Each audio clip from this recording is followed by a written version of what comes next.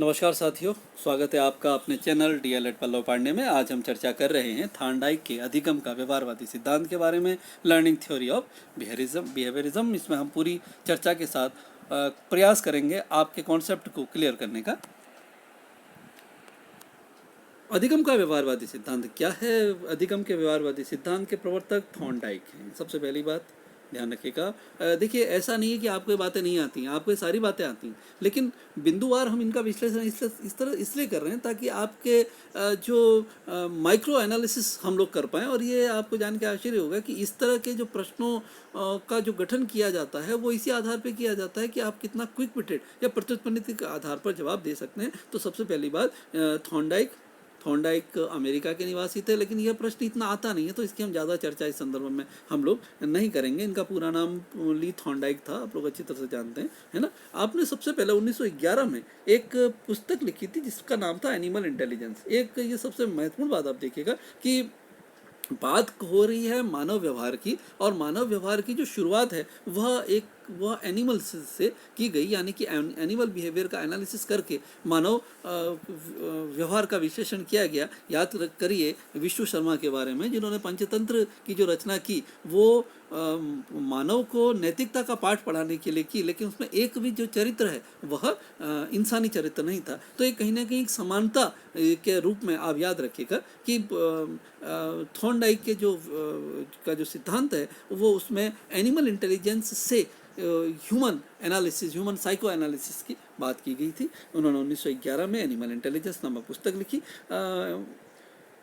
इन्हें प्रथम मानव व्यवहारवादी कहा जाता है ना, प्रथम मानव व्यवहारवादी कहा जाता है, और इन्हें प्रथम शिक्षा मनोवैज्ञानिक भी कहा जाता है। इन्होंने जो व्यवहारवाद सिद्धांत का जो आधार बनाया था वह एक भूखी बिल्ली पर प्रयोग करके सीखने के नियम के आधार पर इन्होंने बनाया था। उसके आधार पर इन्होंने अपना जो लर्निंग थियरी है इन्होंने इसको प्रोपगेट किया था, इसको मूल रूप में वो लेकर के आए थे। तो आप देखिए कि व्यवहारवादी सिद्धांत जिसका जो प्रणेता जो हैं, जो प्रवर्तक जो हैं वो थॉर्नडाइक हैं। 1911 में आपने एनिमल इंटेलिजेंस नामक पुस्तक लिखी। आप प्रथम मानव व्यवहारवादी कहलाते हैं। भूखी बिल्ली पर आपने प्रयोग करके सीखने का नियम। देखिए, फिर हम इस बात को फिर रिपीट कर रहे हैं कि मानव व्यवहार का विश्लेषण करने के लिए आपने जानवरों को आधार बना करके विश्लेषण किया, एनालिसिस इन्होंने किया था।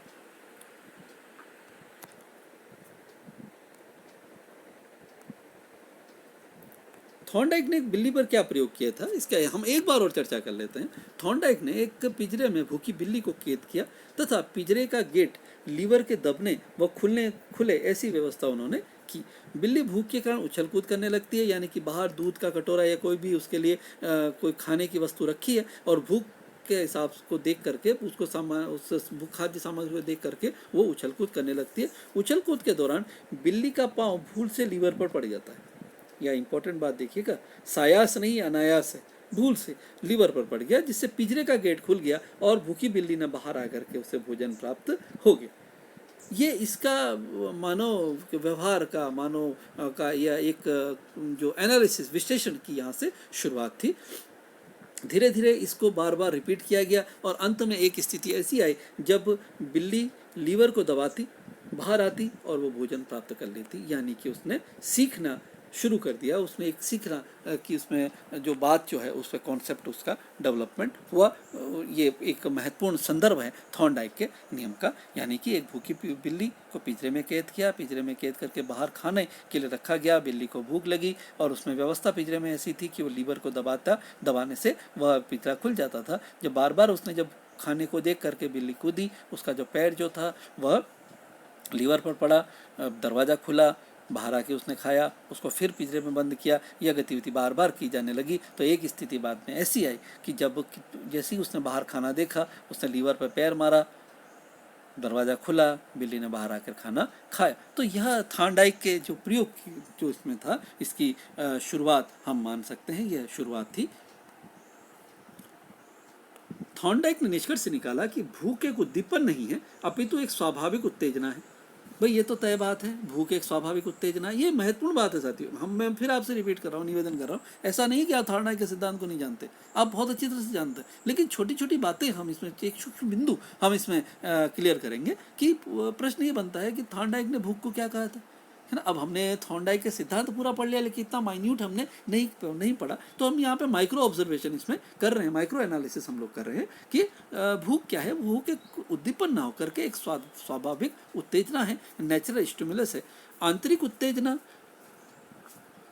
आंतरिक ऊर्जा बल, प्रणोदन और चालक है। देखिए, भूख को उन्होंने इतने भागों में बांटा कि क्या क्या कहा उसे, स्वाभाविक उत्तेजना, आंतरिक उत्तेजना, आंतरिक ऊर्जा बल, प्रणोदन। प्रणोदन ये शब्द इसका एक्चुअली वास्तव में जो उच्चारण है वो प्रणोदन है ना। प्रणोदन, ये प्रणोदन का अर्थ क्या होता है, यानी कि जब आप किसी काम को करने के लिए प्रेरित करते हैं उसको प्रणोद कहते हैं, है ना। अगर आपको ध्यान हो, प्रणोद की अगर परिभाषा हम विज्ञान के आधार पर कहें तो विज्ञान में प्रणोद की परिभाषा क्या है, प्रत्येक क्रिया की प्रतिक्रिया के दौरान जो धक्का लगता है उसे प्रणोद कहते हैं, है ना। तो ये प्रणोदन है, ये बहुत एक महत्वपूर्ण संदर्भ है, ध्यान रखिएगा। और चालक है, किसी काम को करने के लिए प्रेरणा शक्ति का काम करती है। और जबकि भूखी बिल्ली द्वारा जो उछल कूद है वह क्या है, वह स्वाभाविक अनुक्रिया है, यानी कि वह नेचुरल रेस्पॉन्स है। और भोजन की गंध एक उद्दीपक। देखिए, ये कितना एक वाइड पर्सपेक्ट में उन्होंने एनालिसिस किया है कि एक बिल्ली की क्रिया को उन्होंने 3 अलग अलग भागों में बांटा है। भूख, बिल्ली द्वारा की गई गति की प्रतिक्रिया यानी कि उछल कूद, और भोजन की गंध। भोजन तो बहुत दूर है, लेकिन भोजन की गंध, ये शब्द से, भोजन की गंध, इस शब्द से पता लगता है कि उन्होंने हो सकता है रात में भी ये गतिविधि, एक्टिविटी बिल्ली के सामने करवाई हो, यानी कि जब अंधेरा हो और बिल्ली के पिंजरे के बाहर दूध या कुछ खाद्य सामग्री ले जाकर के उन्होंने रखा। तो बहुत महत्वपूर्ण संदर्भ है साथियों, इसको आप बहुत ध्यान से एक बार देख लीजिएगा कि भूख के लिए उन्होंने क्या, भूख को किस नाम से पुकारा।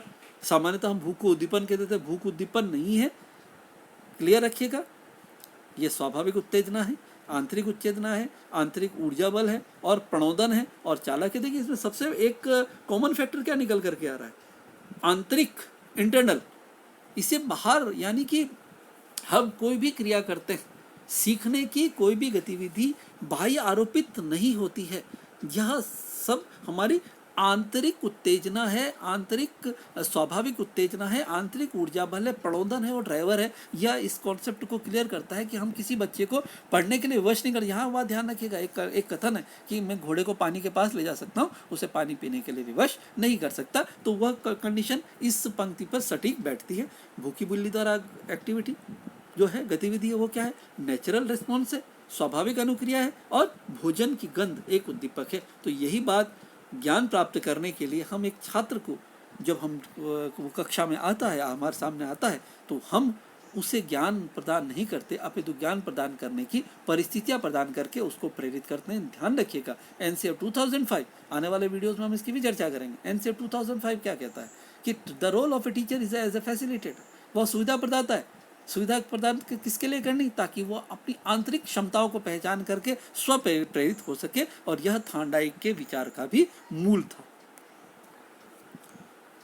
चलिए बात कर लेते हैं थॉर्नडाइक के जो सीखने का जो सिद्धांत था, उनको अन्य और किस नाम से जाना जाता है। प्रयास व त्रुटि का सिद्धांत, आबंध सिद्धांत, उद्दीपक अनुक्रिया सिद्धांत, संयोजनवाद का सिद्धांत, हर्ष व दुख का सिद्धांत।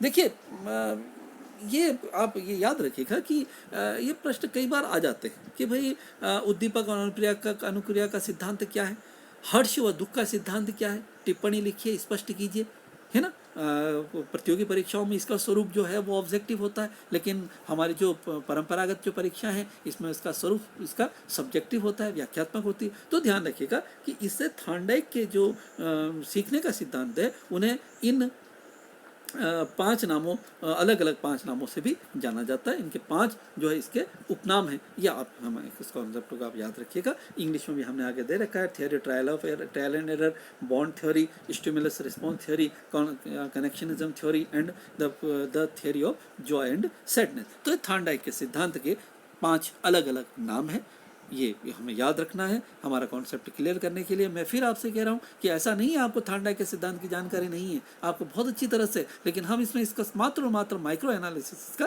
कर रहे हैं। सीखने के नियम, थॉर्नडाइक ने अपने प्रयोग के आधार पर सीखने के मुख्य नियम दिए हैं, हम उसके आगे चर्चा कर रहे हैं। कुल मिलाकर के थॉर्नडाइक ने सीखने के 8 नियम दिए। याद रखिएगा इस बात को। कुल 8 नियम है। कौन कौन सा? तत्परता का नियम, प्रभाव का नियम, अभ्यास का नियम, बहुप्रतिक्रिया नियम, मानसिक मनोवर्ती का नियम, आंशिक क्रिया नियम, साहचर्य परिवर्तन का नियम और आत्मसात्मीकरण का नियम। ये याद रखिएगा। कुल 8 सीखने के सिद्धांत को 5 नाम अलग अलग नामों से जाना जाता है और सीखने के जो प्रमुख नियम उन्होंने जो बताए हैं वो कुल 8 हैं। लॉ ऑफ लर्निंग 8 हैं। यह आ सकता है, आता है बार बार प्रश्न, बार बार पूछा जाता है कि थॉर्नडाइक ने सीखने के कुल कितने नियम दिए? कुल 8 नियम दिए। और थॉर्नडाइक के जो सीखने के नियम है उनको कितने नामों से जाना जाता है? तो उनको 5 नामों से जाना जाता है, जिसकी हमें पहले स्लाइड में इसका अध्ययन कर लिया है। तो यह बात आप ध्यान रखिएगा, क्योंकि मैं फिर आपसे निवेदन कर रहा हूँ, आपसे क्लियर कर रहा हूँ कि इस चैनल को बनाने का मेरा एकमात्र उद्देश्य जो है वह आप तक अधिकृत सूचनाएं व्याख्यात्मक संदर्भ में आप तक पहुंचाना है। निश्चिंत रहिए, ये वीडियो देखने के बाद आपको अन्य किसी संदर्भ सामग्री की आवश्यकता नहीं होगी। पढ़ना होगा आपको अन्य इस वीडियो इस चैनल के निर्माण का मेरा कोई व्यावसायिक उद्देश्य नहीं है। चलिए चर्चा कर लेते हैं 8 नियमों में से पहला नियम तत्परता का नियम है ना। तत्परता का नियम क्या है? देखिए, अब हम जो भी बात करेंगे वो बिल्ली नहीं है, क्योंकि अब यह नियम वास्तविक स्वरूप में ले चुका है। तो अब बिल्ली की जगह कक्ष परिस्थितियों में हम इसको ढाल रहे हैं। इस नियम के अनुसार यदि कोई बालक किसी अधिगम क्रिया लर्निंग प्रोसेस में मानसिक रूप से तैयार नहीं है तो उसके अधिगम की दर कम होती है। ये बहुत महत्वपूर्ण बिंदु है। यहाँ हम चर्चा करेंगे। हमारे पहले वीडियोस हमने कुछ वीडियो इसमें अपलोड मैंने कर रखे हैं, जिसमें आप जॉन हॉल्ट और एस नील को आप की थ्योरी को आप पढ़ लीजिएगा, जिसमें इस बात को क्लियर किया गया है कि जब तक बच्चा स्व अधिगम के लिए प्रेरित नहीं होता है तब तक वह भविष्य में एक कुशल नागरिक नहीं बन सकता है। पहले के वीडियोस में एस नील और जॉन हॉल्ट की वीडियोस आप देख लीजिएगा। यह तथ्य है। ये बात बच्चे के साथ नहीं, हमारे साथ भी लागू होती है कि जब तक हम लर्निंग प्रोसेस के लिए अधिगम करने के लिए स्व अधिगम की तरफ उन्मुख नहीं है, हम खुद तैयार नहीं है, मानसिक रूप से हम तैयार नहीं है, तब तक हमारी जो अधिगम की दर है, देखिए अधिगम की दर शून्य नहीं होगी। और क्लियर रखिएगा, अधिगम की दर शून्य नहीं होगी, यह कम होगी। बहुत एक क्लियर कॉन्सेप्ट मान के चलिए। यह प्रश्न अच्छे प्रश्नों में से एक प्रश्न है कि तत्परता के नियम के तहत यदि कोई बालक अधिगम क्रिया में मानसिक रूप से तैयार नहीं है तो अधिगम की दर शून्य होगी। सत्य या असत्य? तो आपका जवाब होगा असत्य। शून्य नहीं होगी, कम होगी। भाई बच्चा जो है बच्चा जो है वो मानव है। मानव जो उसके जो दिमाग में कहीं ना कहीं ज्ञान को अप्रत्यक्ष रूप से ग्रहण करने की भी क्षमता है, लेकिन वो उतना सिंसियरली उसको फॉलो नहीं करेगा। यदि वो सीखने के लिए मानसिक रूप से तत्पर है तो उसका अधिगम श्रेष्ठ होगा, है ना। अगर वो मेंटली प्रिपेयर है तो उसका जो अधिगम है वो श्रेष्ठ होगा। एक शिक्षक को कक्ष में शिक्षण करवाने से पहले बच्चे को मानसिक रूप से सीखने के लिए तत्पर करना चाहिए। बहुत बड़ी बात है साथियों, बहुत बड़ी बात है। हमारी एज ए टीचर हमारा ड्रॉबैक ये होता है कि हम जब कक्ष में जाते हैं बस गए और पढ़ाना शुरू कर दिया। लेकिन स्मरण रखिएगा, आने वाले वीडियोस में हम NCF 2005 की भी जब हम बात करेंगे उसमें भी स्पष्ट रूप से इस बात को कहा गया है कि जब तक कक्ष में के लिए अध्ययन की परिस्थितियां का निर्माण एक शिक्षक द्वारा नहीं किया जाता है तब तक जो अधिगम परिणाम जो हैं वह शून्य प्राप्त होते हैं। तो वही बात यहाँ भी है कि कक्ष में हम किसी भी विषय का जब अध्यापन कराने के लिए जाएँ तो उससे पहले हमें बच्चों को मानसिक रूप से, क्योंकि शारीरिक रूप से तो आपके सामने बैठे हुए हैं, मानसिक रूप से उनको सीखने के लिए अधिगम के लिए उन्हें तत्पर करना चाहिए, तैयार करना चाहिए। वुडवर्थ इसे मानसिक तैयारी का नियम कहते हैं। बहुत महत्वपूर्ण बात है साथियों, है ना, कि मानसिक तैयारी का नियम। तत्परता का नियम किस और नियम के नाम से जाना जाता है ना। मानसिक तैयारी का नियम, देखिए मैं फिर आपसे कह रहा हूँ, हो सकता है आप कहीं और संदर्भ सामग्री देखेंगे उन्हें कई अलग अलग नाम उसमें होंगे, लेकिन स्मरण रखिएगा जो अधिकृत नाम है हम उन्हीं की यहाँ पर चर्चा कर रहे हैं। क्लियर रखिएगा, अधिकृत संदर्भ को ही आप अनुसरित करें, उसी के आधार पर आप अपनी तैयारियों को एक रूप दें। अन्यथा इधर उधर के संदर्भ में अगर हम बात करेंगे तो हमारा जो अवधान है, जो किसी कोर्स को करने के लिए या कॉम्पिटिटिव एग्जाम की तैयारी के लिए, उसमें कंसंट्रेशन हमारा नहीं हो पाएगा, हमारा केंद्रीकरण नहीं हो पाएगा। तो तत्परता का नियम जो पहला नियम है 8 नियम में से, उसकी हमने ये चर्चा की अभी। दूसरा है प्रभाव का नियम। यदि किसी कार्य को करते समय सकारात्मक परिणाम प्राप्त होते हैं जो छात्र की इच्छा या अभिलाषा बढ़ती है। देखो मित्रों, ये बहुत बड़ी बात है इसमें, सकारात्मक परिणाम प्राप्त होना, है ना। अब सकारात्मक परिणाम कैसे प्राप्त होंगे? सोचिए इस बात को, एनालिसिस कीजिए। बच्चा कक्ष में हमने उसे कोई गतिविधि दी, बच्चा अधिगम करने के लिए स्वप्रेरित है, गतिविधि दी। हमारी गतिविधि का समय 20 मिनट है। 20 मिनट में बच्चे का ध्यान जो है वो इधर उधर डाइवर्ट हो सकता है, केंद्रित विकेंद्रित हो सकता है। ऐसी स्थिति में उसको सकारात्मक परिणाम प्राप्त करने के लिए प्रेरित करना भी शिक्षक का कार्य है, जिसको हम किस तरह से प्रदान करेंगे, उसको हम फीडबैक द्वारा उसको हम प्रदान करेंगे, यानी कि पुनर्वलन द्वारा। देखेंगे, शाबाश, very good, keep it up, तुम ये काम कर सकते हो, बहुत अच्छा कर रहे हो, शाबाश। तो यह भी बच्चे के लिए सकारात्मक परिणाम प्राप्त करने के लिए एक फीडबैक, एक प्रेरणा का काम करता है। तो शिक्षक को आप याद रखिएगा, शिक्षक की सबसे बड़ी विशेषता यह होनी चाहिए कि वह ग्लास को पूरा भरा देखे, ना ग्लास को आधा खाली देखे, ना ग्लास को आधा भरा देखे, ग्लास को पूरा भरा हुआ देखे। यह शिक्षक की सबसे बड़ी विशेषता होनी चाहिए, क्योंकि विलियम वर्ड्सवर्थ ने कहा था that the child is the father of man. लेकिन कार्य करते समय नकारात्मक परिणाम प्राप्त होते हैं तो अधिगम की दर गिर जाती है। भाई परिणाम कब प्राप्त होगा? परिणाम तो अंतिम समय में प्राप्त होगा। हम यहाँ परीक्षा परिणाम पर बात नहीं कर रहे, हम कक्षा की गतिविधि की बात कर रहे हैं। तो गतिविधि का परिणाम कब प्राप्त होगा? अंत में। लेकिन बीच में फीडबैक जो है वो उसको सकारात्मक परिणाम की तरफ उन्मुख करता है, और इस नियम को संतुष्टि या संतोष का नियम भी कहा जा सकता है ना। बच्चे ने अगर कोई चीज़, कोई लक्ष्य जो उससे प्राप्त किया है, यहाँ मैं एक बहुत क्लियर आपको बात कर रहा हूँ, लक्ष्य और उद्देश्य में अंतर है। There is the difference between the aims and objectives. जब हम आगे अगर अगला वीडियो आपके लिए एक वीडियो जरूर आपका बनाएंगे, जब हम ऑब्जेक्टिव्स की एंड एम्स की आपसे चर्चा करेंगे इंग्लिश लैंग्वेज और पेडागोजी में। आप देखते रहिएगा और पढ़ते रहिए, फीडबैक देते रहिए, है ना। उपलब्धि तथा अभिप्रेरणा प्रभाव के नियम के अंतर्गत आती है। बहुत महत्वपूर्ण बात है साथियों, उपलब्धि है अभिप्रेरणा, अभिप्रेरणा से ही उपलब्धि प्राप्त होती है। ये महत्वपूर्ण पंक्ति याद रखिएगा, आप खुद अपने जीवन में देखिएगा, है ना। जब आपको कोई बात ये कही जाती है, जब आप फीडबैक जब आपको मिलता, गुड, आप ये कॉम्पिटिटिव एग्जाम की तैयारी कर रहे हैं, 50 प्रश्नों में से शाबाश आपने 40 प्रश्न या 48 प्रश्न आपने बिल्कुल सही किए, तो आपके मन में एक इंस्पिरेशन क्रिएट होती है, एक ऑप्टिमिज्म, एक आशावाद क्रिएट होता है, जो कि आपको उपलब्धि की तरफ लेकर के जाता है। यही बात कक्ष में भी है। तो प्रभाव के नियम के अंतर्गत उपलब्धि और अभिप्रेरणा के नियम भी आते हैं, ध्यान रखिएगा। अभी तक हमने जो 2 चर्चाएं की हैं, इसमें भी हालांकि करने वाला जो है वह छात्र है, छात्र केंद्रित है, लेकिन इसमें शिक्षक की भूमिका भी अहम है, क्योंकि वही बच्चों को प्रेरित करता है और बच्चे को प्रभावित करता है। आइए बात कर लेते हैं अभ्यास का नियम। एक बहुत पुरानी भारतीय एक पंक्ति है जो आपने बार बार सुनी होगी, बोर मत होइएगा, बहुत सामान्य है, समझाने के लिए जरूरी है कि करत करत अभ्यास के जड़मति हो तो सुजान, रसरी आवत जात कर सिल पर पड़त निशान। यानी कि जब हम किसी काम को करते हैं, करते करते वह जो काम जो है वह स्किल बन जाता है। हमारे पहले एक वीडियो हम आपको बाद में बहुत जल्दी लैंग्वेज प्रोफिशिएंसी पेडागोजी का एक वीडियो हम आपको देने वाले हैं, जिसमें स्किल के बारे में व्यापक आपको चर्चा की जाएगी। तब आपको पता लगेगा that what is the difference between the theory, practical and skill. इनमें तीनों में क्या समानता और क्या अंतर है, इसके बारे में हम लोग चर्चा करेंगे। तो किसी कार्य को सीखने के लिए क्रिया को जब बार बार दोहराया जाता है तो क्रिया अनुकूलित हो जाता है, यानी कि एडेप्टेड हो जाता है, जिससे श्रेष्ठ अधिगम की प्राप्ति होती है। और यदि अभ्यास छोड़ दिया जाए तो अधिगम का नकारात्मक परिणाम आता है, नकारात्मक परिणाम उसमें पड़ने लगता है। इस आवृत्ति के इसे आवृत्ति का नियम भी कहा जा सकता है। बहुत महत्वपूर्ण बात है। रूल ऑफ फ्रीक्वेंसी किसे कहते हैं?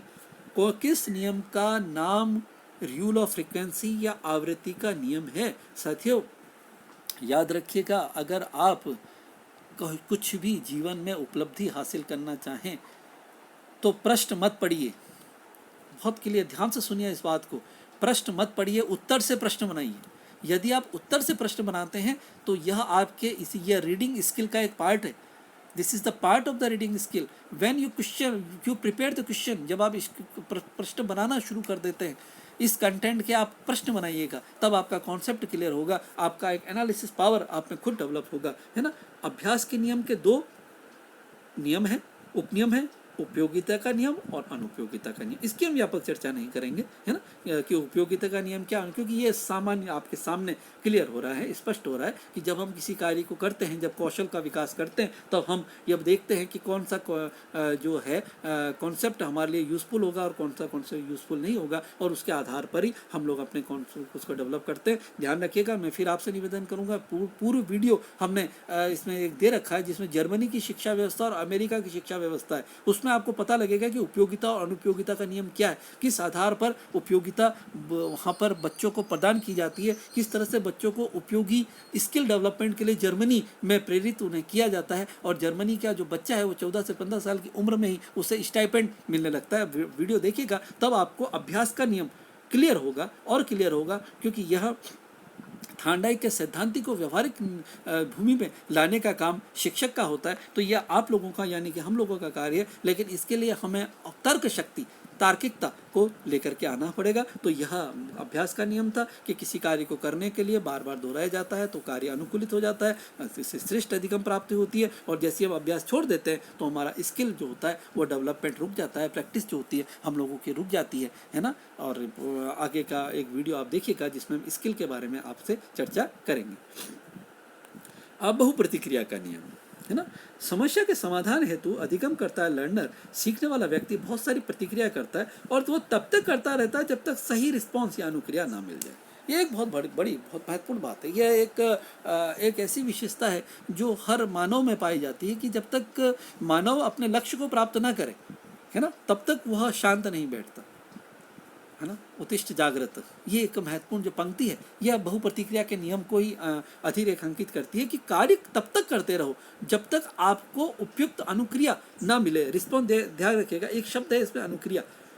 हम कहते हैं ना यार उसने पॉजिटिव रिस्पॉन्स नहीं दिया, यार उसने नेगेटिव रिस्पॉन्स। ध्यान रखिएगा, रिस्पॉन्स हमेशा पॉजिटिव होता है, रिस्पॉन्स शब्द ही अपने आप में पॉजिटिविटी को लिए हुए हैं। इसलिए जब तक आपको रिस्पॉन्स नाम में नहीं मिलता है तब तक अधिगम करता उस कार्य को करता रहता है, उस लक्ष्य को प्राप्त करने के लिए वह विविध प्रतिक्रियाएं करता रहता है, मल्टीटास्किंग एक्टिविटी को बढ़ावा देता है।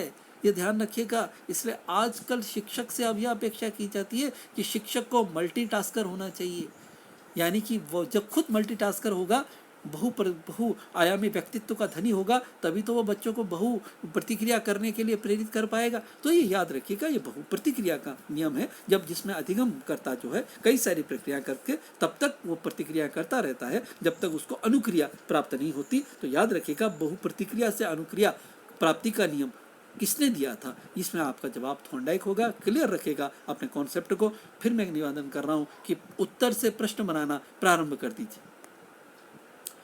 मानसिक मनोवृत्ति का नियम, 8 जो नियम दिए उनमें से 5वां नियम है मानसिक मनोवृत्ति का नियम। किसी भी कार्य को करते समय यदि सकारात्मक दृष्टिकोण है तो हम शीघ्र सीखते हैं। Positivity in the life is the must friends. जीवन में सकारात्मकता होनी चाहिए, पॉजिटिव एनर्जी होनी चाहिए। जब तक हमें पॉजिटिविटी नहीं है तब तक हम नहीं सीख सकते। क्षमा कीजिएगा, एक शिक्षक पॉजिटिविटी का एक आधार होता है, एक प्राण प्रतिष्ठा शिक्षक कक्षा कक्ष में ले जा करके करता है। और अधिकतर शिक्षकों की तरफ से जब कक्षा कक्ष में जाते हैं तो शिक्षक अपने चेहरे को एक उत्साहहीन बना करके जाता है। हमेशा ध्यान रखिएगा, उत्साहित चेहरा लेकर के जाइए। बच्चा आपका चेहरा देख करके ही एक नेगेटिविटी को, अगर उसके मन में भी नेगेटिविटी है तो पॉजिटिविटी की तरफ जाएगा, है ना। इसलिए किसी कार्य को करते समय यदि सकारात्मक दृष्टिकोण है तो हम उसे शीघ्र सीखते हैं, और यदि नेगेटिविटी है, नकारात्मक दृष्टिकोण है, तो अधिगम की दर शून्य नहीं होती। यहाँ सबसे बड़ी बात है साथियों कि कहीं भी जीरो कॉन्सेप्ट इसमें नहीं है। आशावादिता थॉर्नडाइक के नियम में कूट कूट करके भरी हुई है, कहीं भी उसमें शून्य नहीं है कि शून्य अधिगम होगा। शून्य अधिगम कहीं नहीं होगा, बस अधिगम की जो दर है वह अधिगम की दर जो है वह मंद हो जाएगी, यानी कि सीखने में देरी होगी, शीघ्र सीखना नहीं होगा। यह महत्वपूर्ण पहलू है थॉर्नडाइक के नियम का, क्योंकि भाई जब बच्चों के लिए है, जब बच्चे तो भाई child is the power house of optimism, वो आशावाद का पावर हाउस होते हैं।